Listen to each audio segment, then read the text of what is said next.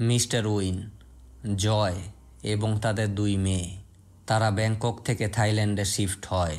সেখানে ওঠে একটি বাড়িতে। সেই বাড়িতে তাদের সাথে ঘটতে থাকে অদ্ভুত সব ঘটনা, কারণ সেই বাড়িতে ছিল অন্য কেউ। কী কারণে এগুলো হচ্ছে তা জানতে হলে আপনাকে দেখতে হবে সম্পূর্ণ এই ভিডিওটি। তো চলুন কথা না বাড়িয়ে শুরু করা যাক আজকের এক্সপ্লেনেশন। আর যারা যারা এখনও চ্যানেলটি সাবস্ক্রাইব করেনি তারা সাবস্ক্রাইব করে দিন।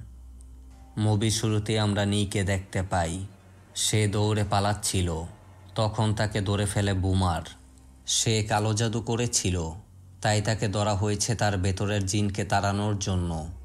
তাকে একটি গাছের সাথে বাঁধা হয়। সে তার বাবাকে বলছিল তাকে ছেড়ে দিতে।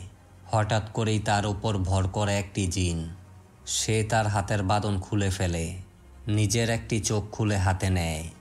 তারপর অনেকগুলো বছর কেটে যায়। নি এখন বৃদ্ধা। সে একটি বাড়ির দিকে তাকিয়েছিল। তারপর আমরা একটি পরিবারকে দেখতে পাই। তারা গাড়িতে করে ব্যাংকক থেকে থাইল্যান্ডে যাচ্ছে, কারণ মিস্টার উইনের সেখানে চাকরি হয়েছে। তারা একটি বাড়িতে এসে পৌঁছায়। চাঁদ তাদের বাড়ি বুঝিয়ে দেয়। তারা এখন থেকে এখানেই থাকবে। চাঁদ মিস্টার উইনের সহকারী। তারা ঘুরে ঘুরে বাড়িটি দেখছিল। বাড়ির পেছনে ছিল বিশাল সমুদ্র। পরদিন তারা বাড়িটি গোছানো শুরু করে। লিন এবং মিনা বেসমেন্টে যায়। সেখানে লিন খুঁজে পায় একটি মালা। সে তা মিনাকে দেয়। তারপর খুঁজে পায় একটি পশুর শিং। হঠাৎ করেই তারা কিছু শব্দ শুনতে পায়। তখন উপর থেকে তাদের মা ডেকে ওঠে।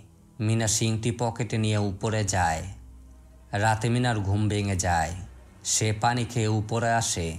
তখন বেসমেন্টের দরজায় কড়া নাড়ার শব্দ হয়। মিনা দরজাটি খোলার চেষ্টা করে, কিন্তু দরজার নবটি ভেঙে যায়। সে তার সামনে দেখতে পায় কালো একটি ছায়া। হঠাৎ করেই ফজরের আজান দেয়। ছায়াটি গায়েব হয়ে যায়। তারপর আমরা নিকে দেখতে পাই। সে কালো জাদুর বই পড়ছিল। সেখানে লেখা ছিল কিভাবে জিনের সাহায্যে অভিশাপ দেয়া হয়। পরদিন সকালে তাদের বাড়িতে আসে নাসরিন এবং লি। তারা তাদের প্রতিবেশী। লি এসেছে দরজার নবটি লাগাতে। নাসরিন তাদের বাথরুমে যায়। সেখান থেকে একটি পিরিয়ডের প্যাড তুলে নেয়। সে অদ্ভুতভাবে তাদের পরিবারের ছবিগুলো দেখছিল। তারপর জয়ের সাথে কথা বলে চলে যায়। তারপর আমরা লাংকে দেখতে পাই।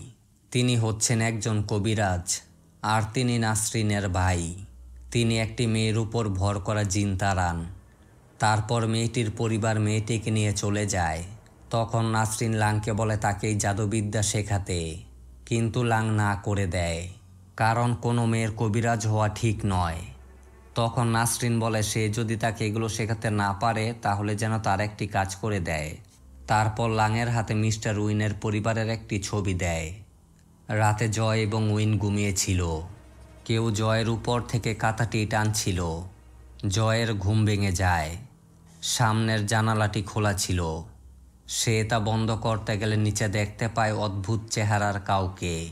একটি জন্তু এসে তার হাতে কামড় দেয়। নিচ থেকে সেই মানুষটি গায়েব হয়ে যায়। পরদিন থেকে জয় অসুস্থ অনুভব করে। বারবার তার বমি হচ্ছিল। রাতে সে ঘুমিয়ে যায়। হঠাৎ করেই শব্দ পেয়ে সে বেসমেন্টের রুমে যায়।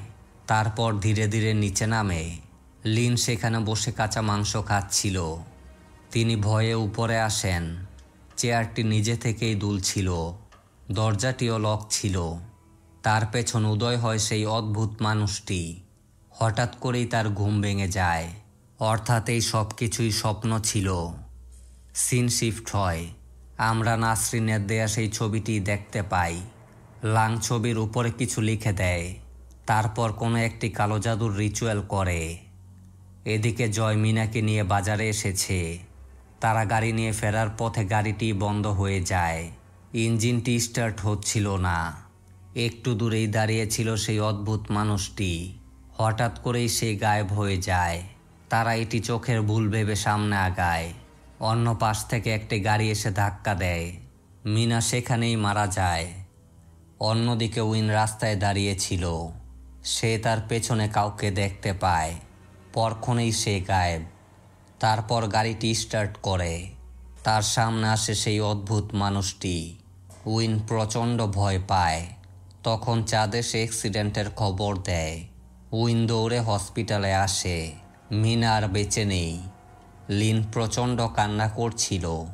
তারপর মিনাকে দাফন করা হয়। জয় আহত অবস্থায় হসপিটালে ছিল। সেখান থেকে উইন গাড়ি নিয়ে রওনা হয়।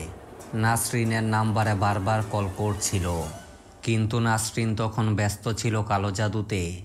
নাসরিন তার রক্ত দিয়ে উইনের পুরো পরিবারের মৃত্যুর জন্য কালো জাদু করে। তারপর সেখানে আসে উইন। তখন আমরা জানতে পারি উইনের সাথে নাসরিনের বিয়ে হয়েছিল।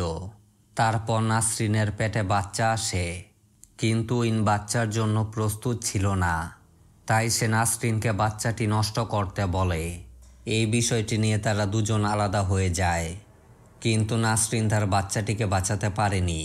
তাই সে কালো জাদুর মাধ্যমে এখনও বাচ্চাটিকে তার কাছে রেখেছে। আর এই রাগ থেকেই সে উইনের পুরো পরিবারকে হত্যা করার কসম কেটেছে। আর সেই অদ্ভুত দেখা মানুষটি হচ্ছে জিন, যার সাহায্যে নাসরিন তাদের অভিশাপ দিয়েছিল। এই জিনের উপর দায়িত্ব ছিল তাদের সবাইকে হত্যা করা। নাসরিন তাকে মারতে যায়। লি বারবার না করছিল, কিন্তু নাসরিন থামছিল না। তাই সে লাংকে ডাকতে যায়। নাসরিন যখনই উইনকে মারতে যাবে তখনই লাং এসে তাকে বাঁচিয়ে নেয়। তিনি নাসরিনকে সব কিছু বন্ধ করতে বলেন, আর উইনকে একটি পুতুল দেয়। এই পুতুলটির মাধ্যমেই তার পুরো পরিবারের উপর কালো জাদু করা হয়েছে। অর্থাৎ এই পুতুলটি হচ্ছে সেই জিনের অনুরূপ। সে চাইলে এই পুতুলটির সাহায্যে কালো জাদু নষ্ট করতে পারবে। এদিকে লিন বাড়িতে শুয়েছিল। হঠাৎ করেই তার চোখ দুটো সাদা হয়ে যায়। অপরদিকে লাং বাইরে এসে নাসরিনকে খোঁজা শুরু করে, কিন্তু নাসরিন ফাঁসি দিয়ে মারা গেছে। এদিকে উইন তার বাড়িতে আসে। লিনের উপর সেই জিনটি ভর করেছে। সে দৌড়ে বাইরে যায়। উইন তার পিছু নেয়। তখন গাড়িতে করে লি একজন কবিরাজ এবং তার ছেলেকে নিয়ে এদিকেই আসছিল। তারা উইনকে দেখতে পায়। তারাও তার পিছু নেয়। লিন তখন উইনের উপর আক্রমণ করে। তখন লিরা সেখানে আসে। কবিরাজের ছেলে সামনে যেতেই লিন তাকে শূন্যে ছুঁড়ে মারে। জিনটি ছিল অনেক শক্তিশালী। তখন সেই কবিরাজ সূরা পড়ে লিনকে আটকায়। লিন শূন্যে ভেসে ওঠে। সে প্রচণ্ড চিৎকার করে। চারপাশ থেকে ভেসে আসে ভয়ঙ্কর বাতাস। কবিরাজ সেই পুতুলটি নিয়ে আগুন জ্বালানোর চেষ্টা করে। জিনটি বলে এতে কিছুই পরিবর্তন হবে না। কবিরাজ আগুন জ্বালায়। জিন এসে কবিরাজকে মেরে ফেলে। তারপর দৌড়ে চলে যায়। কবিরাজের ছেলের নাম ছিল ডিং। তার সামনে পড়েছিল তার বাবার লাশ। সে চিৎকার করে কান্না করছিল। অপরদিকে চাঁদ জয়কে নিয়ে বাড়িতে যাচ্ছিল। বাইকটি হঠাৎ বন্ধ হয়ে যায়। তারা হেঁটে রওনা হয় বাড়ির দিকে। এদিকে উইন বাড়ি থেকে লিনের শব্দ শুনতে পায়। সে বাড়ির ভেতরে আসে। লিন কোথাও ছিল না। সে তাকে খোঁজা শুরু করে। বেসমেন্ট থেকে উঠে আসে সেই জিনটি। লিন উপর থেকে নেমে তাকে মারা শুরু করে। উইন সেখানে আহত হয়। জিনটি এসে তার গলা চেপে ধরে। উইন সেখানে অজ্ঞান হয়ে যায়। জ্ঞান ফিরতেই সে তার সামনে দেখতে পায় লিনকে। লিন তার হাতে একটি চাকু ধরেছিল। তার পেছনে ছিল সেই জিনটি। উইন শক্ত করে তার হাত ধরে, কিন্তু জিনটি তাকে মেরে ফেলছিল। তখন জয় এসে তার হাত ধরে। জিনটি তখন লিনের উপর ভর করে। পেছন থেকে ডিংসুরা পড়া শুরু করে, কিন্তু জিনটি কোনোভাবেই যাচ্ছিল না। সে চাকুটি লিনের চোখে ঢুকিয়ে দেয়। হঠাৎ করেই ফজরের আজান দেয়। জিনটি চলে যায়। লিন এই যাত্রায় বেঁচে গেছে। তারপর লি আসে লাংয়ের কাছে। তখন লাং জানায় সে তাদের উপর কোনো কালো জাদু করেনি। নাসরিনের মন রক্ষার জন্য শুধু অভিনয় করেছিল। লি তা শুনে অবাক হয়ে যায়, কারণ গতরাতে সে নিজের চোখে সেই জিনকে লিনের শরীরে দেখেছে। তারপর আমরা একটি ফ্ল্যাশব্যাক দেখতে পাই। নিয়ের শরীর থেকে জিনটি তাড়ানো হয়েছে। বুমার নিয়ের বাবাকে একটি শিং দেয়। এর মধ্যেই সেই জিনটিকে বন্দি করে রাখা হয়েছে। এটিকে অনেক যত্ন সহকারে সংরক্ষণ করতে হবে, নয়তো সেই জিনটি আবার মুক্ত হয়ে যাবে। তারপর আমরা অন্য একটি ফ্ল্যাশব্যাক দেখতে পাই, যা দেখে আমরা সব কিছু বুঝতে পারি। মিস্টার উইন এখানে যেই চাকরিটি পেয়েছে তা এক সময় চাঁদের ছিল, আর নি হচ্ছে তার দাদি। সে এই জিনের ব্যাপারে সব জানতো, তাই সে এই জিনটিকে মুক্ত করে এই বাড়িতে রেখে দেয়, যেন এই জিনের মাধ্যমে উইনের পুরো পরিবার মারা যায়। অর্থাৎ নাসরিনের কারণে তাদের সাথে কিছুই ঘটেনি, এগুলো মূলত চাঁদের কারণে হয়েছে। সে হিংসা করে জিনটিকে মুক্ত করেছিল, তারপর সিংটি রেখেছিল সেই বাড়িতে, যেন সে তার চাকরি আবার ফিরে পায়। অসাধারণ এই মুভিটি এখানেই শেষ হয়। তো এই ছিল আজকের গল্প। গল্পটি কেমন লাগলো তা কমেন্ট করে জানাতে ভুলবেন না। আবার ফিরে আসবো নতুন কোনো গল্প নিয়ে।